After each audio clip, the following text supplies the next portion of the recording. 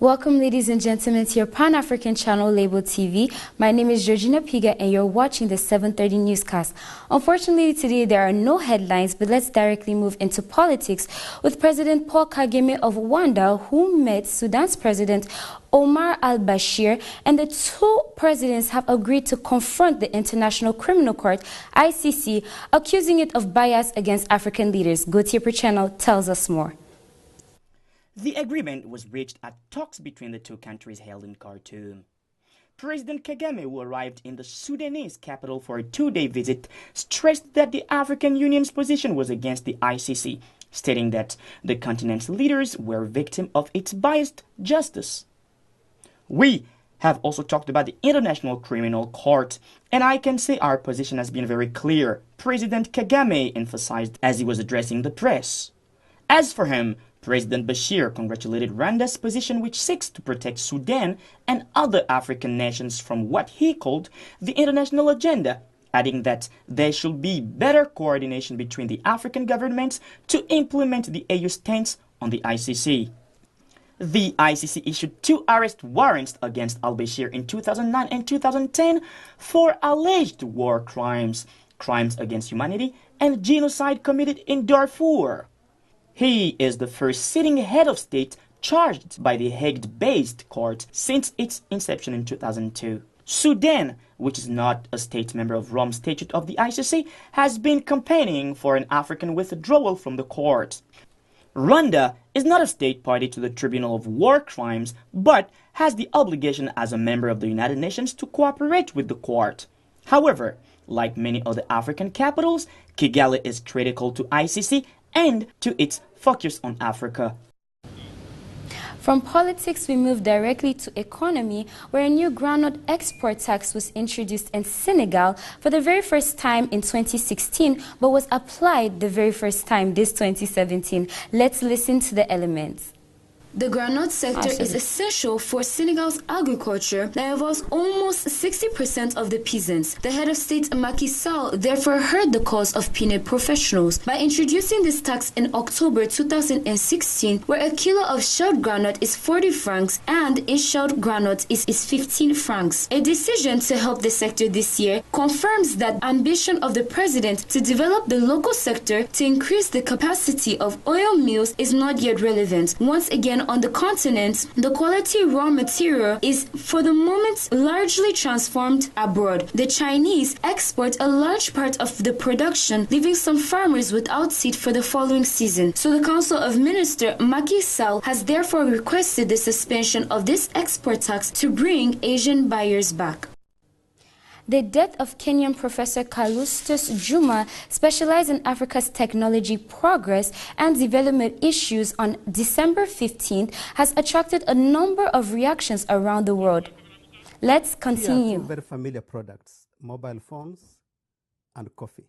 Mobile phones are widely adopted. Coffee was a subject of opposition for nearly 300 years. There have been many products that have been the subject of similar resistance, ranging from tractors, refrigeration, printing of the Quran, recorded music, which was banned several times in this country, all the way to modern-day controversies surrounding issues like artificial intelligence and robotics. Another good example of opposition to new products was the case of margarine. The opponents used legislation as a way to curtail the adoption. Some of the legislation required that margarine was labeled, and in many cases there were requirements for it to be colored pink so that it could be distinguished by consumers, and rejected. These laws are actually quite similar to the ones that are being proposed to suppress the diffusion of genetically modified products today. I would like to invite you to explore these themes in my new book, Innovation and Its Enemies. An internationally recognized authority on the question of the usefulness of science and innovation for the sustainable development of developed and developing countries. This is how Harvard University sums up the character of Callistus Juma, professor of the prestigious establishment, who died on Friday, December 15, from cancer. He was 64 years old. A regular contributor to renowned publications such as the New York Times or the prolific author Guardian, The Kenyan researcher defended in his writings the interest of entrepreneurship and technological innovation in transforming African societies, particularly in the field of environment and agriculture. When Cassius Juma spoke of the origin of his attachment to these questions of progress, he used a specific anecdote. At 9-year-old, his village of Port Victoria, nestled on the shores of Lake Victoria on the Ugandan border, is flooded. Most of the crops in this remote part of the western Kenya are destroyed and rations are running out very quickly. The villagers then think of a way to replant the losses in a smaller area, but John Juma, the father of Cassius, a carpenter by profession, crosses the Ugandan border and comes back with cassava curds. A carbohydrate-rich, flood-resistant tuber, cassava was not popular in this part of Kenya at the time. John Juma must therefore try to convince of the usefulness of the introduction of this plant to replace the destroyed crops, several villagers fearing that it attracts the wild pigs displaced by the floods and that they come again and destroy the crops. John Juma finally won. Cassava is now one of the staples of the region. This episode will leave the future researcher with the certainty that opposition to an innovation does not have to be a barrier to progress.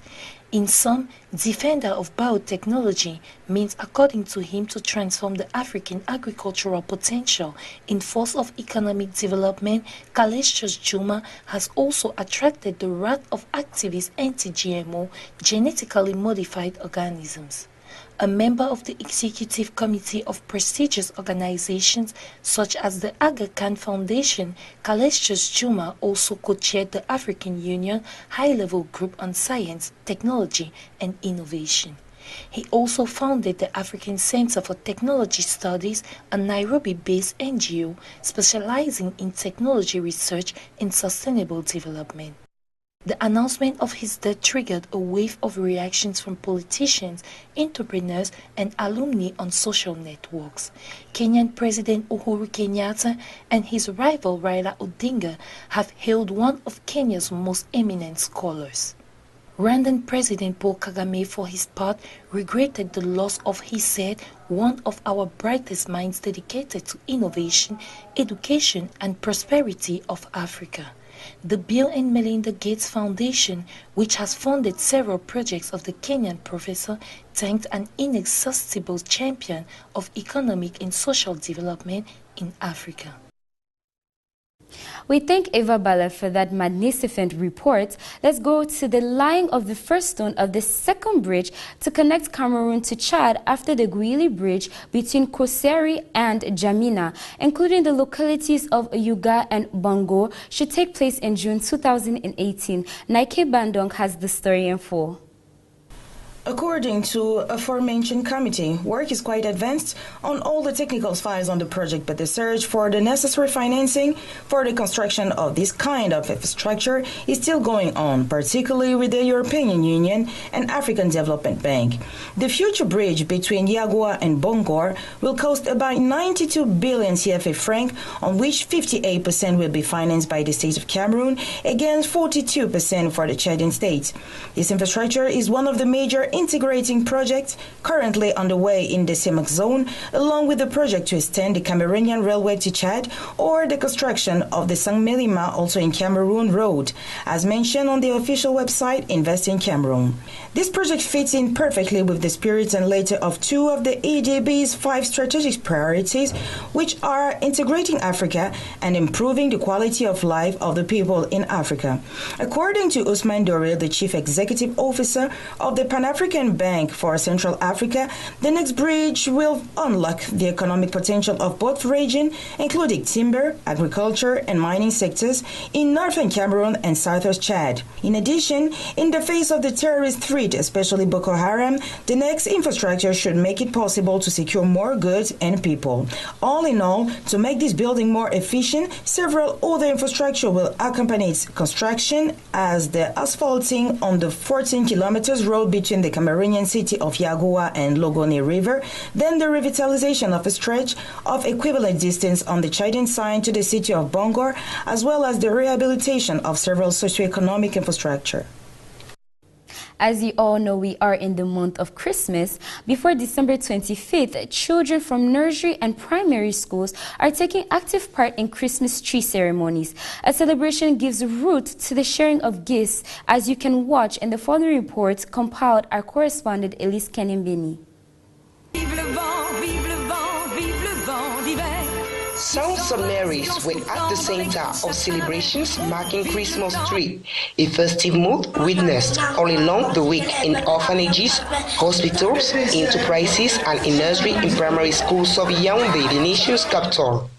The occasion was well seized by children present to outline their wishes to Father Christmas. I want that Father Christmas to give me a big doll of my age or Scrabble.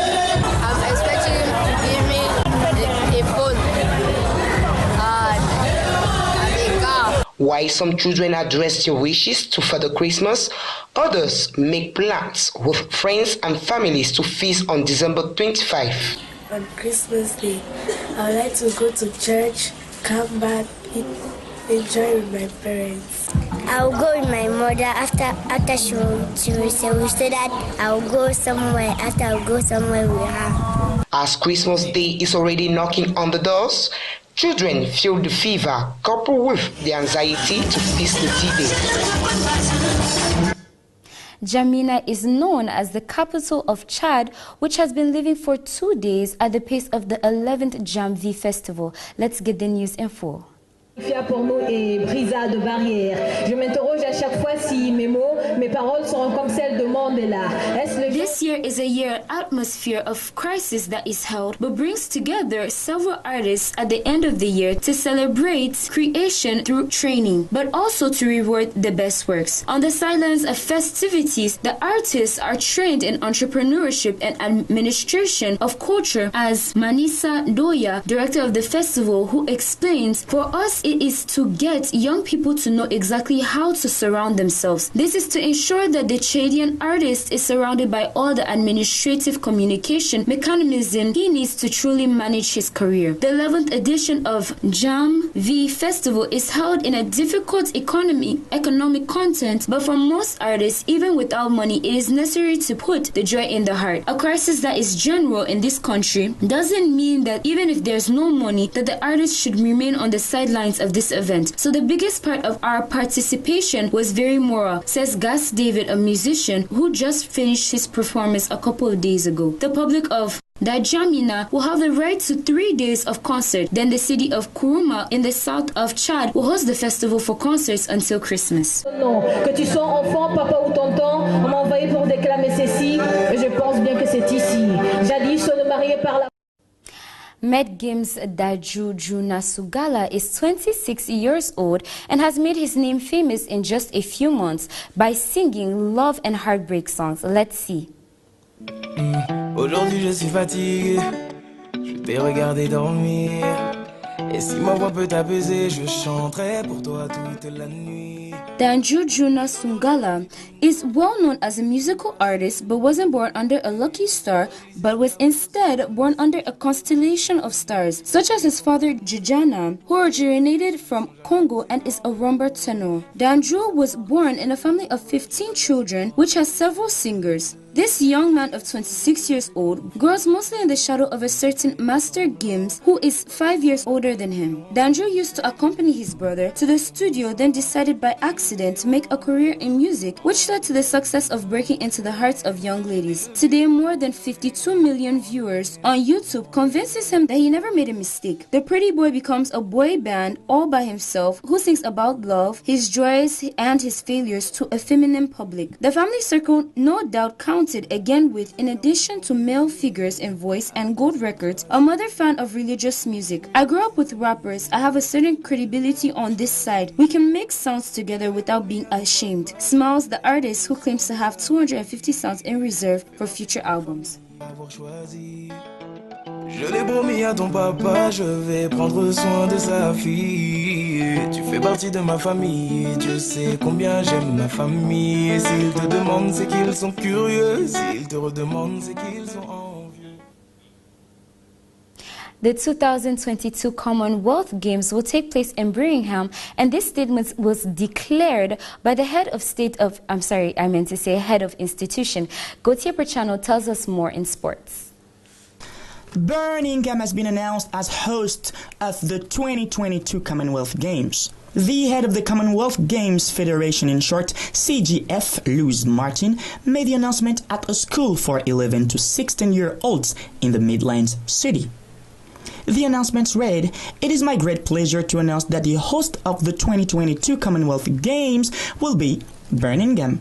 The Games will gather entries from the 52 nations of the institution, mostly former members of the British Empire, Canada, Australia, New Zealand, India, Pakistan, and 18 nations in Africa, as well as many in the Caribbean, Asia, and the Pacific.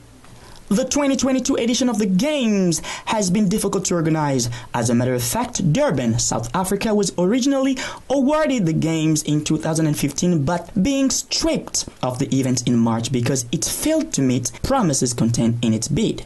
Birmingham was the only potential host to submit a bid before the new deadline, September 30, but the CGF ruled that the bid was not fully compliant and reopened the bidding process for a further 2 months. The further bids were received before the November 30 final deadline. The bid organizers have said that 95% of the competition venues are already in place, with Alexander Stadium, an established athletics venue, set for an increase in capacity and facilities upgrade.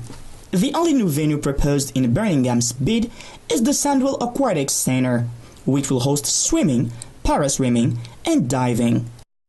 Well, we've come to the end of this 7:30 newscast on your Pan-African channel, Labeltv. Can't wait to see you on the same channel, same time tomorrow, and Merry Christmas in advance.